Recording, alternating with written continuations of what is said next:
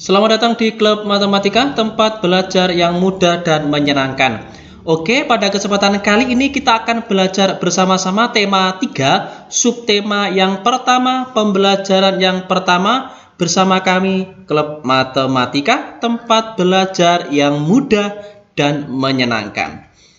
Kita perhatikan di sini ada 3 gambar iklan ya. Yang pertama ada makanan sehat dan bergizi. Solusi untuk hidup sehat dan awet muda. Sampai yang ketiga, lebih jelasnya kita akan bahas detail satu persatu.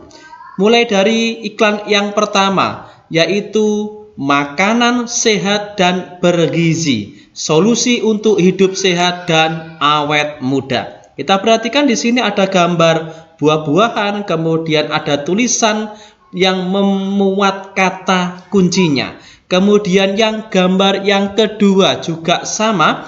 Di sini ada berbagai macam buah-buahan. Kemudian di sampingnya ada gambar anak yang sedang memakan buah semangka. Kemudian ada caption tulisan makanan sehat dan bergizi penting untuk pertumbuhan otak anak Anda. Kemudian di iklan yang ketiga, di sini ada buah dan sayur yang dibentuk seperti tanda love, tanda cinta. Kemudian di kata-katanya, cintai jantung Anda, konsumsi sayur dan buah segar, manfaat prima dengan rasa yang dahsyat. Luar biasa, sebuah ajakan, kemudian diberi gambar yang begitu menarik sehingga pembaca benar-benar akan tertarik dan menerapkan apa yang diinginkan oleh si pembuat iklan tersebut. Kalimat-kalimat yang umumnya digunakan oleh bahasa iklan adalah kalimat yang menarik atau kalimat yang mengajak pembacanya untuk mengikuti apa yang ditulis, untuk mengikuti yang disarankan oleh pembuat iklan. Amati ketiga iklan di atas dengan seksama, kemudian tuliskan apa yang kamu lihat dalam iklan media cetak tersebut. Kita menemukan di sini tadi ada 3 gambar iklan.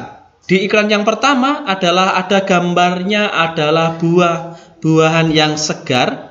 Kemudian di gambar yang kedua ada gambar buah-buahan dan ada anak yang sedang makan buah semangka. Kemudian di gambar yang ketiga ada gambar sayur dan buah-buahan segar yang dibentuk seperti tanda cinta. Tulisan yang Anda lihat, yang kamu lihat dari ketiga gambar tersebut, di gambar yang pertama ada tulisan makanan sehat dan bergizi, solusi hidup sehat dan awet muda. Sementara tulisan yang kita lihat di gambar yang kedua ada tulisan makanan sehat dan bergizi penting untuk pertumbuhan otak anak Anda. Kemudian di gambar yang ketiga ada tulisan cintai jantung Anda, konsumsi sayur dan buah segar. Ini adalah ketiga gambar, kemudian tulisan yang kita lihat dari ketiga gambar tersebut. Sekarang ayo kita berdiskusi. Di sini ada peta konsep tentang kata kunci. Dimulai dari apa itu kata kunci. Kata kunci adalah, kemudian yang kedua, kata kunci yang aku temukan dalam iklan apa saja. Kemudian yang ketiga ada ciri-ciri sebuah kata kunci. Yang keempat, alasanku memilih kata tersebut sebagai kata kunci iklan. Ayo kita diskusi sama-sama. Untuk mempermudah, saya berikan opsi jawabannya. Ini di sini kata kunci adalah kata atau ungkapan yang mewakili konsep yang telah disebutkan. Kemudian kata kunci yang aku temukan dalam iklan tersebut, iklan tadi adalah ada kata kunci makanan sehat dan bergizi. Kemudian ada kata kunci solusi untuk hidup sehat. Ya. Kemudian ciri-ciri sebuah kata kunci. Yang pertama terdapat dalam judul iklan. Yang kedua disebutkan biasanya lebih dari 1 kali. Yang ketiga dapat diungkapkan dalam bentuk gambar. Nah, kata kunci tadi kan di sampingnya diwakili juga dengan gambar-gambar yang menarik. Yang keempat di sini, alasanku memilih kata tersebut sebagai kata kunci iklan adalah karena kata-katanya menarik dan mewakili keseluruhan iklan. Ini adalah peta konsep mengenai kata kunci. Semoga bisa membantu anak-anak semua dalam belajar ya di tema yang ketiga ini. Kemudian kita simpulkan bersama, kita buat kesimpulan mengenai kata kunci, definisi atau pengertian dari kata kunci. Kata kunci adalah kata atau ungkapan yang mewakili konsep yang telah disebutkan. Ini adalah kesimpulan mengenai pengertian dari kata kunci. Selanjutnya, dengan menemukan kata kunci pada iklan-iklan makanan sehat, kita jadi tahu bahwa masyarakat kita sudah banyak yang peduli tentang pentingnya makanan sehat. Penyempurna makanan sehat adalah susu. Seperti kita ketahui, susu umumnya dihasilkan oleh sapi. Apa yang dimakan oleh sapi hingga dapat menghasilkan susu? Untuk menghasilkan susu, jenis makanan apa yang biasa dikonsumsi oleh sapi? Bagaimana cara mencerna makanan tersebut? Kita akan bahas lebih detail di kesempatan kali ini. Bagaimanakah sistem pencernaan makanan pada hewan ruminansia?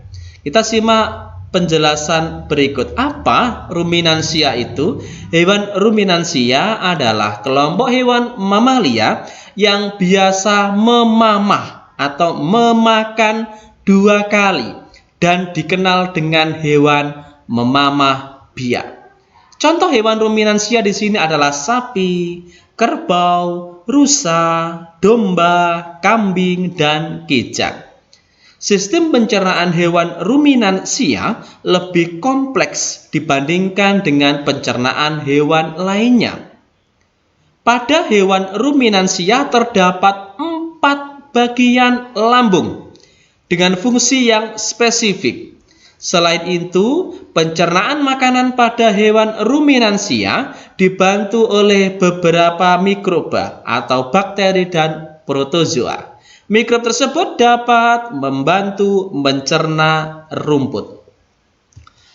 Mekanisme pencernaan makanan pada hewan ruminansia seperti yang telah dijelaskan sebelumnya, salah satu contoh dari hewan ruminansia adalah sapi. Mari kita bahas informasi mengenai organ pencernaan pada sapi. Makanan seperti rumput pertama kali masuk ke dalam mulut sapi. Di dalam mulut terdapat organ-organ pencernaan sebagai berikut. Ada gigi. Gigi sapi tersusun dari gigi seri yang berguna untuk memotong makanan dan gigi geraham untuk mengunyah makanan. Kemudian ada lidah. Lidah sapi berguna untuk merenggut rumput atau merenggut makanan dan mendorong makanan yang sudah dikunyah menuju lambung. Sementara saliva merupakan cairan atau enzim khusus yang dihasilkan oleh kelenjar khusus pada sapi yang kemudian disalurkan ke dalam rongga mulut. Saliva di sini berperan dalam proses pencernaan kimiawi. Lambung sapi tentu berbeda dengan lambung manusia. Ukurannya pun jauh lebih besar. Lambung sapi merupakan organ pencernaan yang sangat penting bagi sapi. Lambung sapi tadi sudah kita sampaikan terdiri dari 4 bagian yang mempunyai fungsi spesifik. 4 bagian tersebut adalah rumen, retikulum, omasum, dan abomasum. Oleh karena itu, sapi dikatakan memiliki 4 perut. Kita gambarkan seperti ini. Rumen, kita beri garis panah ini. Kemudian omasum yang berwarna merah ini. Kemudian abomasum. Kemudian retikulum. Oke, rumen, omasum, abomasum, kemudian retikulum. Berikut bagian-bagian dari lambung sapi. Kita mulai dari yang pertama adalah rumen atau perut besar. Tempat terjadinya pencernaan dengan bantuan mikroba atau bakteri. Di sini, makanan dicerna hingga menjadi bubur dengan gerakan mengaduk yang dilakukan oleh dinding rumen. Pada saat sapi beristirahat, makanan kembali ke mulut dan dikunyah kembali. Setelah dikunyah untuk yang kedua kalinya, baru makanan masuk ke dalam retikulum atau perut jala. Pada retikulum atau perut jala, di dalam retikulum inilah makanan kembali mengalami proses fermentasi dengan bantuan dari bakteri anaerob dan protozoa.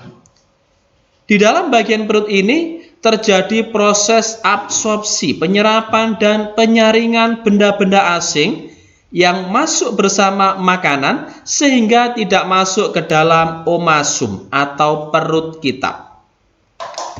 Di dalam omasum atau perut kitab, makanan dicerna dengan bantuan enzim pencernaan. Selanjutnya, makanan akan masuk ke dalam abomasum. Abomasum disebut juga dengan perut masam. Perut bagian inilah yang sebenarnya disebut dengan lambung. Karena di sini makanan dicerna dengan bantuan enzim pencernaan pepsin yang dihasilkan oleh abomasum. Setelah melewati seluruh proses pencernaan makanan di dalam abomasum, makanan akan bergerak menuju usus halus. Panjang usus halus seekor sapi dewasa dapat mencapai 40 meter. Luar biasa, panjang sekali. Di dalam usus halus terjadi proses absorpsi dan fermentasi. Selanjutnya, sisa-sisa makanan akan dikeluarkan melalui anus. Oke, demikian video sederhana dari kami, Klub Matematika. Jangan lupa like, kemudian subscribe. Bagikan jika dirasa video ini bisa bermanfaat bagi orang lain.